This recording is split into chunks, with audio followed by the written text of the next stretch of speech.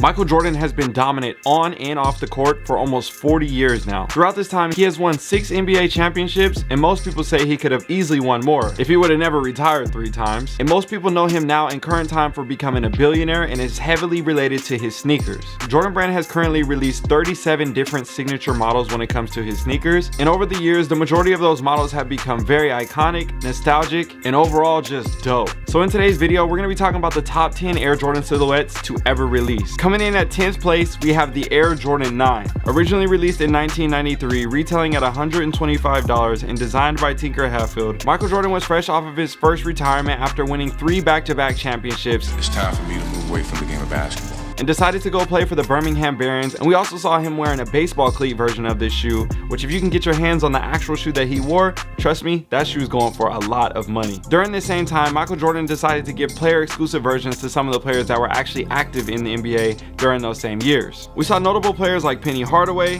Kendall Gill, BJ Armstrong, and Mitch Richmond all wearing exclusive pairs catered to themselves. The Air Jordan 9 was also seen in the movie Space Jam, another iconic film, and from a sneakerhead standpoint, you can never go wrong with this shoe. I would consider putting these a little bit higher up on the list, but at the same time, there's a lot of good shoes that have come out over the years, and either way, I'm just happy they're on the top 10. Coming in at number 9, we have the Air Jordan 7. Originally releasing in 1992, retailing at $125 and designed by Tinker Hatfield, the Air Jordan 7 has been a very iconic model for many years now, or seeing him wearing them that same year on pursuit for his second NBA title. When it comes to this model, there's definitely a lot of iconic colorways when it comes to the Olympics, the Cardinals, the Bordeaux's, and the dark charcoals, also known as the Raptors. This is a sneaker that definitely deserves to be on this list, and when it comes to the design elements of this sneaker, they were inspired by the West African tribal prints and the sharp lines that you see throughout the upper. Also in 1992, the Huarache was hot on the scene, and it decided to use the same neoprene technology and fit when it comes to the booty that you see on this model, and that also helped decrease the weight of the shoe, making these some of the lightest sneakers in the game at the time. Now before we get into the next model, I wanted to let you guys know I posted a poll on my YouTube community tab. That's where I got all the results from, and this is based off of the audience. My views were a little bit different when it comes to this top 10, but I'm going off of what you guys said. We had over 10,000 people vote when it comes to this list, so I'm excited to show you guys the next model. Let's go ahead and get into it. And that is the Air Jordan 13. Originally releasing in 1997, retailing at $150 and designed by Tinker Hatfield, Michael Jordan wore these in pursuit for his 6th championship, and the shoe was originally inspired by the Black Panther. As you can see the different elements from the paw and the similarities to the midfoot of the shoe, or the eye of the panther on the hologram on the side of the foot. Little did they know, Michael Jordan had already been nicknamed the Black Cat in the league, and they ended up using that same Black Cat nickname on other models that we then saw in the future. Everybody remembers Michael Jordan's last shot in his 6th championship win as he wore the Air Jordan 14s,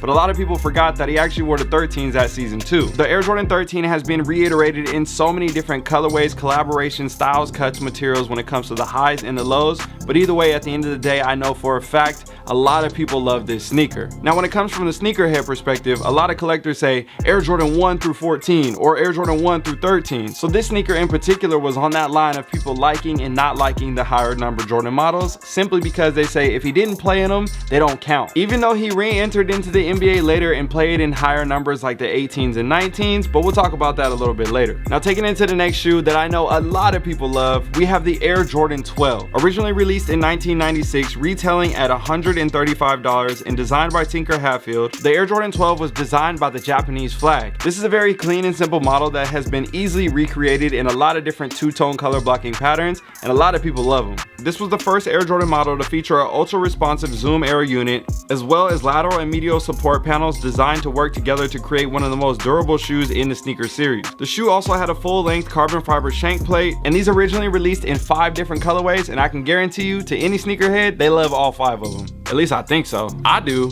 What about you? Let me know down below in the comment section. Another iconic moment that a lot of people won't forget when it comes to the Air Jordan 12, the flu game. And we can't forget to mention in 1997, Michael Jordan also went to his 11th NBA All-Star game. He won his 9th NBA scoring title. He was named first team All-NBA and All-Defense. Oh yeah, and he won his 5th championship. So I'm pretty sure it's safe to say there's a lot of history, nostalgia, and iconic moments when it comes to this shoe that cause people to just naturally love him. And it's a pretty clean shoe to say the least. Next up on the list, we have one of my favorite sneakers of all time, and I don't know how this didn't make the top 5. I did a vote on these later because it was on the cusp of 5th or 6th, and it is in 6th place, the Air Jordan 6. Originally releasing in 1991, retailing at $125 and designed by Tinker Hatfield, Michael Jordan won his first NBA title in this shoe, and to me, opened up a whole new chapter in his career. And we can't forget to mention a couple of the OG fan favorites of the Infrared and Carmine 6. Ooh, those are some of my favorites. Now those right there,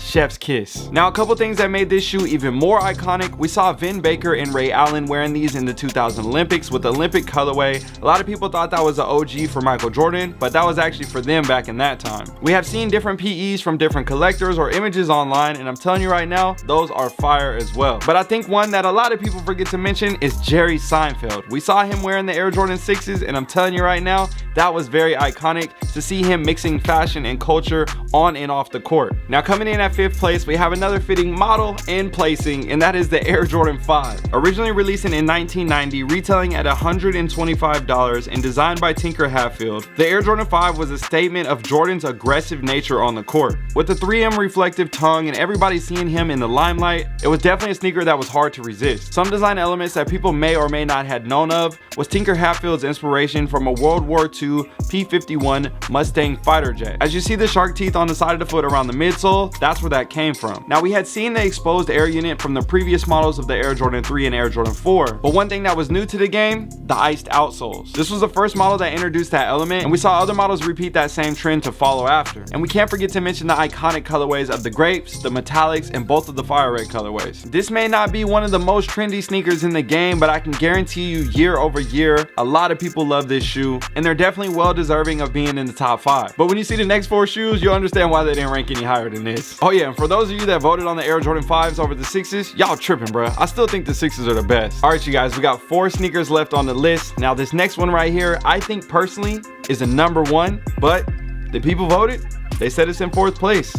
The Air Jordan 11. Originally releasing in 1995, retailing at $125 and designed by Tinker Hatfield, the Air Jordan 11, in my opinion, is one of the most iconic sneakers to ever be made. Tinker Hatfield yet again took innovation to a whole nother level by introducing patent leather on an NBA basketball shoe. Not only did these look stylish on the court, they looked really nice off the court, and people even considered these as dress shoes. This was a super high performance shoe called the Jordan 11, and this shoe was, like, I think it's my all-time favorite shoe because there is so much technology in this shoe. And I ain't gonna lie to you, I done definitely wore some Jordan 11s with some suits before. Not only does everybody remember seeing Michael Jordan wearing the playoff 11s after winning his championship, or seeing Boyz II Men rocking the Concord 11s on stage, we can't forget to mention Space Jam. For me, being a kid growing up in the 90s, that was one of the most iconic movies and a moment that I will never forget. The Air Jordan 11 has a special place in a lot of sneakerheads' hearts, and it's rare that you'll see anybody that just simply doesn't like the shoe at all. Every year during Christmas for the past 10 years, we have seen special colorways and iterations or remakes of OG colorways, something similar to this with the 45 on the back. We saw this one released a couple years ago,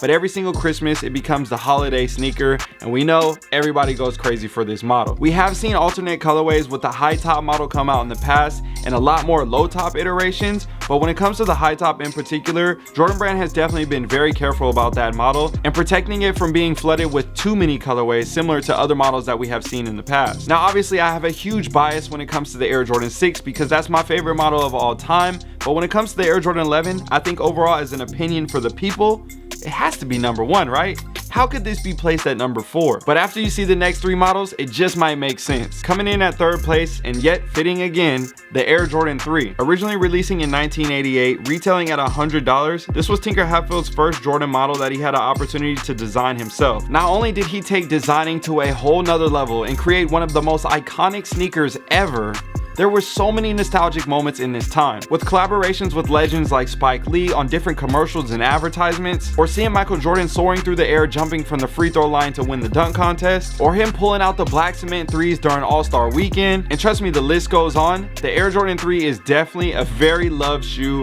when it comes to sneakerheads, people that don't know much about sneakers, just people in general. They know about the model, they've seen it before. If they don't know everything about it, hopefully I taught you a couple things, but either way, definitely an iconic shoe, and I can understand why it made the top 3. Now next up on the list, I think snuck its way up over the past couple years. Don't get me wrong, this is a fire shoe for sure. I have plenty of pairs in my collection, but I was kind of surprised by this one just based off of, you know, what I thought from like older sneakerhead generations to what's going on now, and maybe it's skewed by the voters that voted, but it is what it is. Second place, the Air Jordan 4. There has definitely been a lot of different factors that may have played to the placing of this shoe. Don't get me wrong, again, a classic, but there have been a lot of different models and prices being hiked up when it comes to the general releases that have come out to the public over the past couple years, and drawing a huge demand behind this model. And so at one point during the voting, this was actually in first place, and I was really surprised. Originally releasing in 1998, retailing at $110 and designed by Tinker Hatfield, the Air Jordan 4 was heavily known for taking flight. With the flight branding on the tongue in this iconic font, it became a staple in the game,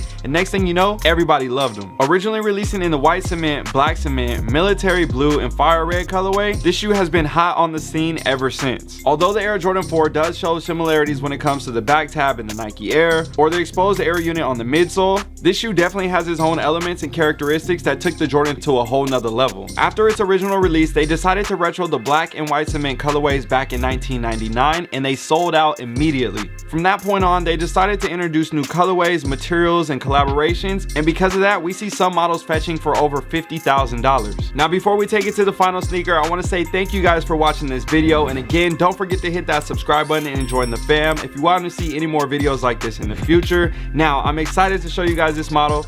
I wasn't shocked all the way, but I still think the Jordan 11 is the best sneaker of all time. It is what it is. I'm pretty sure you guys know what it is by now. The Air Jordan 1. Originally releasing in 1985, retailing at $65 and designed by Peter Moore. We saw iconic posters of him wearing the sneaker while he was dunking in his flight suit. Next thing you know, it became the Jumpman logo, or huge commercials about the sneaker being banned and him being charged $5,000 back in 1988 for wearing the shoes on court. Nike created a revolutionary new basketball shoe. On October 18th, the NBA threw them out of the game. Fortunately, the NBA can't stop you from wearing them.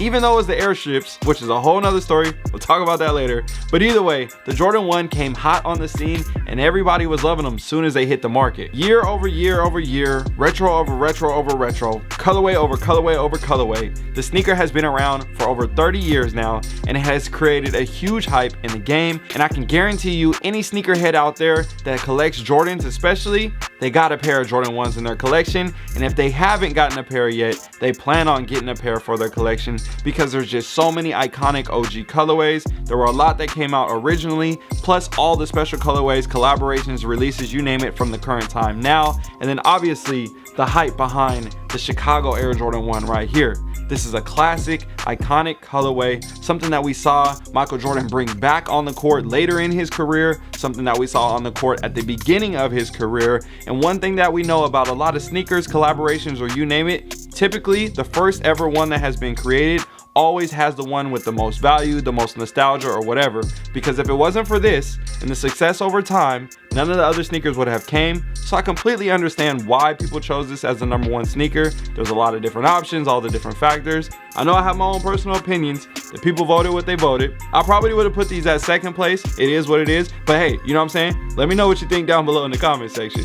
Either way, I hope you guys enjoyed this. This was the top 10 Air Jordan models of all time. Let me know what you think down below in the comment section. If you want to see any other top 10 videos, I would love to hear your ideas, and hopefully I can make them for you guys.